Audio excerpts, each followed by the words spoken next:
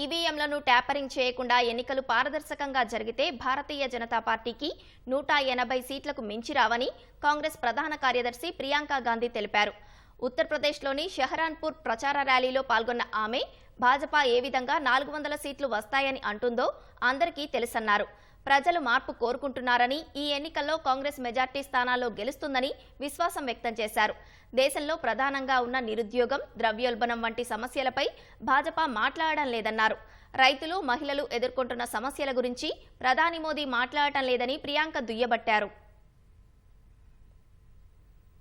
देश में आज के दिन ऐसा चुनाव हो जिसमें कोई गड़बड़ी नहीं हो, जिसमें ईवीएम में कोई गड़बड़ी नहीं है, तो मैं दावे के साथ कह सकती हूँ ये 180 से ज्यादा सीट नहीं ले सकते, उससे भी कम लेंगे। जनता बदलाव चाहती है, वो ऐसी राजनीति नहीं चाहती। देख ली उन्होंने 10 सालों से, लेकिन 10 सालों में किसी आम आदमी की, किसी आम महिला की के जीवन में तरक्की नहीं आ रही है, रोजगार नहीं मिल रहे हैं, महंगाई घट नहीं रही है। अब त्योहार का समय है, रामनवमी है, आज त्योहार का समय है, किसी के पास खरीदने के लिए पैसे नहीं है, पूरा ही नहीं हो रहा है। महंगाई इतनी बढ़ चुकी है, बेरोजगारी इतनी बढ़ चुकी है, हद से ज्यादा।